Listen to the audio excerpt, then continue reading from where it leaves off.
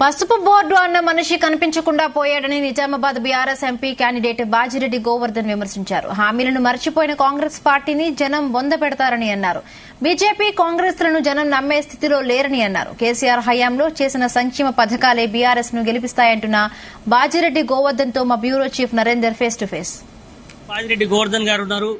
నిజామాబాద్ సంబంధించినటువంటి MP candidate.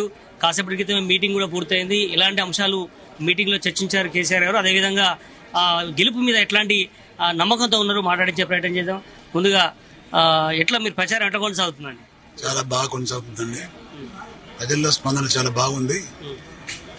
4 నెలల Congress party ప్రభుత్వాన్ని చూసిన ప్రజలు చాలా ఎక్కువ ఆశలు పెట్టుకుని ఈ కాంగ్రెస్ ప్రభుత్వాన్ని గెలిపించారు. కాబట్టి ఈరోజు కాంగ్రెస్ పార్టీ చేస్తున్న కార్యక్రమాలు, వాళ్ళు చేసే అబద్ధ ప్రచారాలు, అదేవిధంగా ఏవైతే హామీలు ఇచ్చిండ్రో హామీ ఒక్కటి కూడా అమలు చేయకుండా ప్రజలు మోసం చేస్తున్నారు. కాబట్టి మరి ఈరోజు ప్రజలకు ఆగ్రహంతో ఉన్నారు కాంగ్రెస్ పార్టీ మీద. ప్రజలు ఇంకో విధంగా ఏంటంటే బీజేపీ కూడా రాష్ట్రానికి కానీ మన నిజామాబాద్ జిల్లాకు కానీ చేసిందేమీ లేదు. అటుపక్క ధర్మపురి అరవింద్ కానీ ఎంపీ, ఇటు ఉన్నటువంటి జీవన్ రెడ్డి గారు కానీ వీళ్ళ పార్టీ కానీ ఏ మాత్రం పనిచేయకుండా మోసం చేసుకుంటూ ప్రజలు ఓన్లీ ఓటు బ్యాంక్ మార్చుకుంటున్నారు. కాబట్టి ప్రజలకు అర్థమైంది. ఈరోజు తగిన గుణపాఠం చెప్పడానికి రెడీగా ఉన్నారు. మా కేసీఆర్ గారు వారి పరిపాలన ఏ విధంగా ఉండే, ఇప్పుడున్న పరిపాలన ఏ విధంగా ఉంది, రెండు పేరు తీసుకుంటారు. మరి కేసీఆర్ గారు మళ్ళీ ఉంటే బాగుంటుంది అభిప్రాయం ప్రజలు వచ్చింది. వాటి రైతాంగం కానీ, ప్రజలు కానీ, మహిళలు కానీ, వృద్ధులు కానీ చాలా బాధతో ఉన్నారు. అనవసరంగా మేము దురాశపడి మరి కాంగ్రెస్ పార్టీ గెలిపించుకున్నాము, దాని గుణపాఠం చెప్పాలి ఎన్నికలు అని చెప్పేసి చాలా గట్టిగా ప్రయత్నం చేస్తున్నారు. తప్పకుండా మాకు గెలుపు ఖాయం. అంటే నిజామాబాద్ లో మొన్నటి వరకు క్లీన్ స్వీప్ చేసింది బీఆర్ఎస్ పార్టీ. మనం 2 పర్యాలు కూడా చూసాం 9.5 సంవత్సరాలు. కానీ ఇప్పుడు అలా సడన్ గా కాంగ్రెస్ పార్టీ కావచ్చు, లేదంటే బీజేపీ కావచ్చు, లేదా పార్టీలన్నీ కూడా అక్కడ పాగా వేసినటువంటి సందర్భం. ఎట్లా ఎందుకు అంత మార్పు జరిగింది? ఎందుకు మార్పు జరిగిందంటే దీనిలో కేసీఆర్ గారు పొరపాటు చేసిన ఏం లేదు. అక్కడ జరగడానికి కారణం ఏంటంటే కేసీఆర్ గారు చేసిన పనులకు డబల్ పనులు మేము చేస్తామని చెప్పారు వాళ్ళు. అది మోసం జరిగింది. అక్కడ కాంగ్రెస్ పార్టీని నమ్మి ప్రజలు ఓట్లేసి మోసపోయింది. కాబట్టి ఇప్పుడు చేస్తున్న పనులు ఏంటంటే కాంగ్రెస్ పార్టీ పనులు, రేవంత్ రెడ్డి అనే వ్యక్తి జూటాకూరు ముఖ్యమంత్రి అయ్యాడు. ప్రజలు నమ్మే పరిస్థితులు లేరు. ఎప్పుడు కూడా వాయిదా వేస్తా ఉన్నాడు. ఎప్పుడు అమలు చేస్తాడంటే మళ్ళీ ఒకసారి రుణమాఫీ ఎప్పుడు అన్నాడు, నవంబర్ 9 అన్నాడు, తర్వాత 1 month అన్నాడు, మళ్ళీ 2 months అన్నాడు. ఇప్పుడేమంటాడు 15 August ఇస్తా అంటాడు. పచ్చి అబద్దాల కోరు వ్యక్తిని నమ్మే పరిస్థితి లేరు. రైతులు కూడా పండించిన పంటను గవర్నమెంట్ కొనుగోలు చేసిన డబ్బులు ఇవ్వని భయంతో ప్రైవేట్ వాళ్ళకి అమ్మేస్తున్నారు. కాబట్టి ఈ విధంగా ఉంది ప్రజల్లో కాంగ్రెస్ పార్టీ నమ్మే పరిస్థితి లేరు. బీజేపీ అభ్యర్థి అరవింద్ కూడా నమ్మే పరిస్థితి లేరు. ఆ వ్యక్తి కూడా అలవిగా వాగ్దానాలు ఇచ్చి అమలు చేయడం లేదు.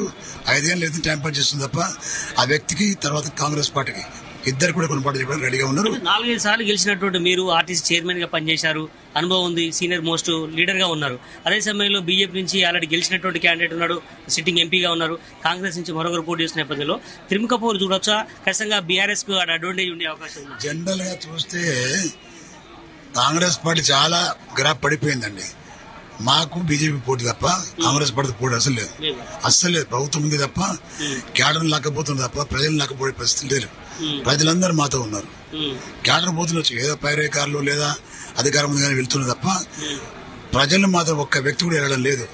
ప్రజలు ఇవాళ గమనిస్తున్నారు ఎవరు మోసగాళ్ళు, ఎవరు మాకు పనిచేసేవాళ్ళు. వాళ్ళకి అర్థమైపోయింది. 4 నెలల పీరియడ్ లో వాళ్ళకి అర్థమైంది ఏంటంటే మళ్ళీ తెలంగాణ రాష్ట్రం కేసీఆర్ అవసరము, కేసీఆర్ వల్లనే మాకు న్యాయం జరుగుతున్నటువంటి ఆలోచన ఇప్పుడు వచ్చింది. కాబట్టి తప్పకుండా ఆ 2 పళ్ళ కురపాడని చెప్పి బీఆర్ఎస్ పార్టీ అభ్యర్థిని నన్ను అత్యధిక గెలిపిస్తారని నమ్ముతున్నాను. చివరిగా నామినేషన్ ఎప్పుడు వేయబోతున్నారు? ఎట్లాంటి ఎవరు అటెండ్ అయ్యే అవకాశం? నామినేషన్ రేపు 19th నాడు 12:05 ఇస్తున్నా. బహిరంగ సభ కూడా రేపు 10 o'clock ఉంది. దానికి హరీష్ రావు గారు ముఖ్య అతిథిగా వస్తున్నారు. మా జిల్లాలో మా కాన్స్టిట్యూన్సీ మా పార్లమెంట్ పరిధిలో ఉన్నటువంటి జగిత్యాల ఎమ్మెల్యే గారు డాక్టర్ సంజయ్ గారు కానీ, కోరుట్ల ఎమ్మెల్యే డాక్టర్ సంజయ్ గారు కానీ, ఆ జిల్లా బీఆర్ఎస్ పార్టీ అధ్యక్షుడు విద్యాసాగర్ గారు కానీ, మా జిల్లాలో మాజీ మంత్రివర్యులు శాసనసభ్యులు బాల్కొండ ప్రశాంత్ రెడ్డి గారు వస్తున్నారు. తర్వాత మా రాజేశ్వర గారు, తర్వాత మా జిల్లా పరిషత్ చైర్మన్లు వస్తున్నారు ఇద్దరు. అదేవిధంగా రమణ గారు వస్తున్నారు, మాజీ మంత్రివర్యులు. మరి జిల్లాలో ఉన్న ఇన్ఛార్జీలందరూ కూడా వస్తున్నారు. మా జీవన్ రెడ్డి, తర్వాత గణేష్ గుప్తా అండ్ మన నేను తర్వాత బోధన్ షకీల్ గారి భార్య. టీఆర్ఎస్ గెలిచేటువంటి చాలా స్థానాల్లో నిజామాబాద్ కూడా ఉంది అన్నట్టు ఒక ప్రచారం జరుగుతోంది. దాన్ని ఎలా ఓన్ చేసుకునే అవకాశం ఉంది? కాంగ్రెస్ పార్టీ హామీల విషయంలో ఎట్లా ప్రచారం ఉండే అవకాశం ఉంది? ప్రచారం కాదు, మేము గెలుస్తున్నాం కూడా. నిర్ణయం చేసిన ప్రజలు కూడా నిర్ణయించారు. టీఆర్ఎస్ పార్టీకి ఓటేస్తాం నిర్ణయం తీసుకున్నారు. నిజంగా ఏది చెప్పినా కాంగ్రెస్ పార్టీ నమ్మే పరిస్థితులు లేరు, బీజేపీ నమ్మే పరిస్థితులు లేరు. బీజేపీ వాళ్ళకి ఏంటంటే కొంత మోడీ మంత్రులు చదువుతాయని, మోడీ మంత్రం కూడా లేదు. కాంగ్రెస్ పార్టీ కూడా రేవంత్ మంత్రం లేదు. మొత్తానికి కాంగ్రెస్ పార్టీ అధికారంలో ఉన్నప్పటికీ ఎక్కడ నిజామాబాద్ లో వేవు లేదని కూడా బాజిరెడ్డి గారు చెప్తున్నారు. ఖచ్చితంగా బీజేపీకి బీఆర్ఎస్ మధ్యలో ప్రధానమైనటువంటి పోటీ ఉందని కూడా బాజిరెడ్డి గారు చెప్తున్నారు. రేపు నామినేషన్ వేస్తున్న నేపథ్యంగా ఖచ్చితంగా తమకు ఆ అధికారం కట్టబెట్టాల్సిన అవసరం ఉంది, నాకే గెలిపించాల్సిన అవసరం ఉందని కూడా చెప్పడం జరుగుతుంది. కెమెరా పర్సన్ సాగర్తో నరేందర్ జే, తెలంగాణ భవన్ నుంచి.